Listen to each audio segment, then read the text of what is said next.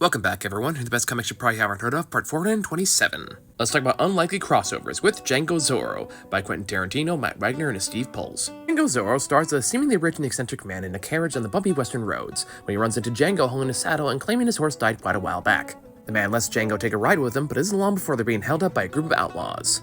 After Django makes quick work of them, the man offers him a job as his bodyguard as he travels to meet the supposed Archduke of Arizona. As they travel, however, Django gets the sense that he's not being told the whole truth. And that truth is, he is traveling with the legendary Zorro in his way to prove that the Archduke is a fraud and free the slaves under his command. Sharing a mutual goal, the two must work together to take down this Duke, relying on each other's unique skill set to win the day. You ever just look through some comics at random and see a title that, regardless of the quality, you just have to know what it's about? Yeah, this is one of those comics. What a pleasant surprise it was to find that this is a pretty damn good crossover. Serving as the canon sequel to Django Unchained, this series provides some great character development for both him and his surprise partner. Both carry very different perspectives on how to dispense justice. It also gives us some great insight into how Django has grown since the events of the film, and puts him at a crossroads as to where he's going next, as he's never been a deliberate hero and more a man seeking revenge. But through Zorro's friendship and mentorship, a new path forward suddenly exists he's never considered, a path where he becomes a more willing participant in the fight to end slavery.